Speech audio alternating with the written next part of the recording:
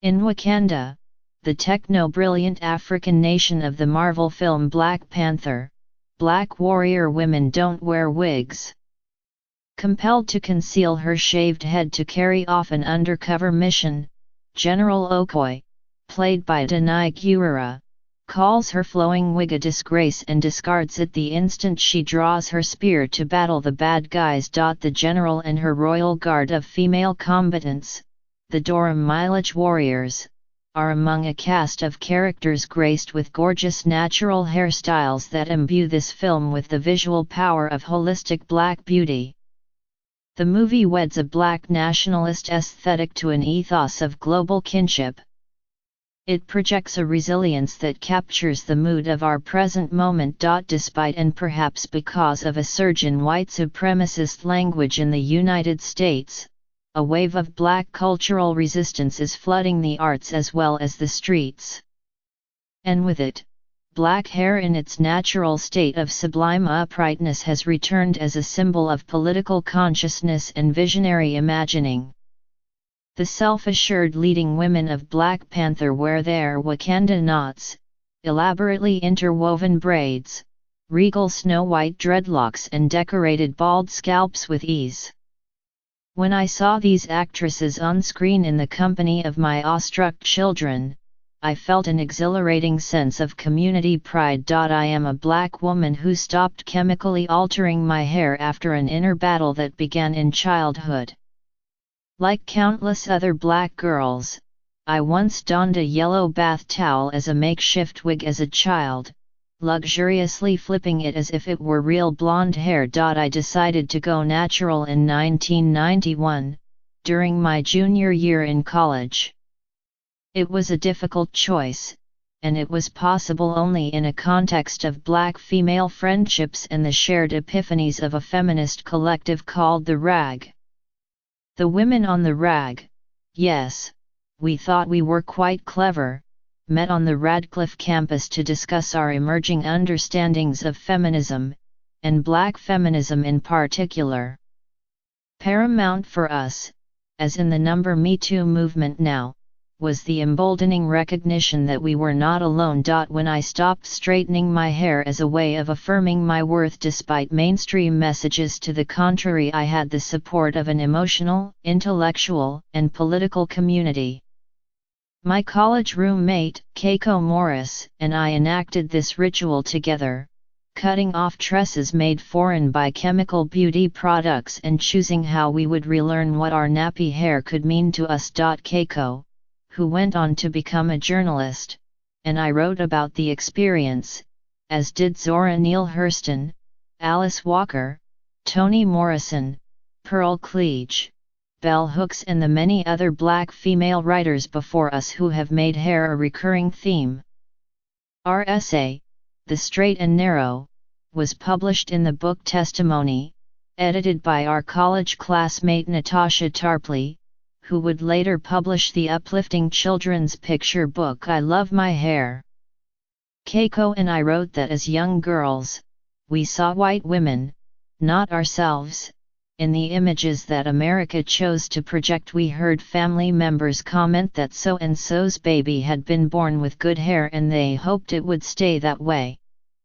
Our undergoing the big chop disappointed family members and lessened our value in the heterosexual dating market, but we were determined to endure recrimination and rejection, together. The early 1990s was a long time ago. So much seems to have changed in the decades since I stopped straightening. There is a rich and varied digital discussion of black natural hair care, thanks in part to the early aughts natural hair movement, when digital innovators like Curly Nikki, Nikki Walton, and Afrobella, Patrice Ursic, recorded their transition from straightened to natural styles and offered hair care tips to thousands of followers. Chris Rock released the HBO documentary Good Hair, 2009, and expressed the wish that his daughter would treasure what is inside her head instead of what grows on it. Fewer white strangers today tell me that I look just like Whoopi Goldberg because I wear dreadlocks, though it happened in Montana last summer, or have the nerve to reach out and touch my hair without permission, though it happened in Michigan last fall. Despite this progress, hair remains a raw nerve for young black women. I learned this when I began offering a course on hair in the Department of Afro-American and African Studies at the University of Michigan 3 years ago. The students in my classes were telling stories much like those my college friends and I had shared.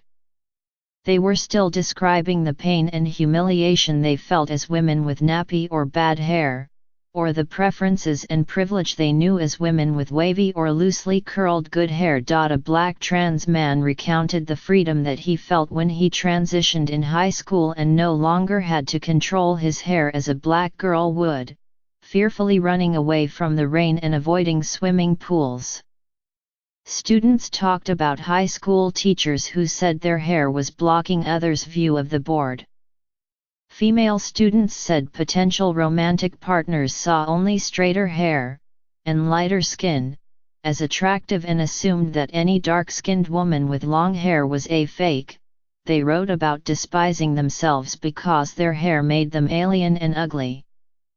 They had reclaimed natural hair despite self-doubt and rampant rejection. Going natural is still hard for many black women with kinky hair.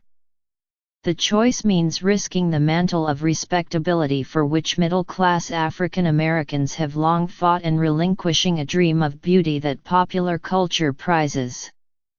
Professional costs remain as well, as demonstrated by a United States Circuit Court of Appeals ruling in 2016 affirming a company's right not to hire applicants with dreadlocks. Now, it seems to me, a cultural tide is meeting the more individualized, self-care focus of the natural hair movement. In 2017, Colin Kaepernick defended his afro by implying that the former quarterback Michael Vick, who said Mr. Kaepernick should trim his hair to look clean-cut and presentable, suffered from Stockholm Syndrome.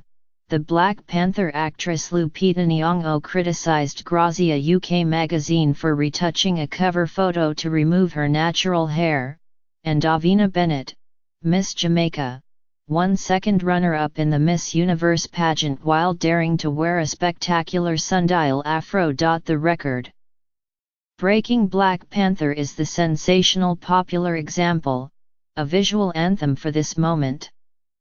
The hair director for the film, Camille Friend, said in an interview with The Cut that she insisted on natural hair for the actors and drew on Zulu, Maasai, Hima, and Afro-punk looks. But the movie does not stand alone. The fiber artist Sonia Clark has produced the elegantly stylized hair craft project, which features black hairdressers as craftswomen whose intricate art form is the braid. Regis and Karan Bethencourt of the Creative Soul Studio in Atlanta have created an Afro art series featuring African American girls with sculpted natural hair and elaborate costumes. The children in these images face the camera with a deep down, dare me beauty complemented by glistening afros, voluptuous rolls, and undulating braids with cowrie shell accessories that enhance the texture of a proud and voluminous birthright. In the mid-1990s, soon after I stopped relaxing my hair, the prescient race and gender theorist Angela Davis warned about the devolution of natural black hair from a strong statement of political solidarity to an empty sign of consumerist acquisition. The afro was being resuscitated as revolutionary glamour, she said, black chic in a bottle, denuded of political potency. Angela Davis lamented fashion masquerading as politics, but the pendulum has swung back, reflecting what the historian Tanisha Ford has called a revolutionary politics of style.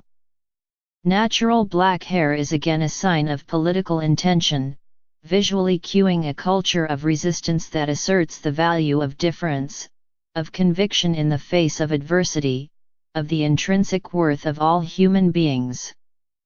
The ultra-afro, the metacornrow, the rocket-shaped twists springing out into space. Africa has produced a hair type with an innate capacity to defy gravity.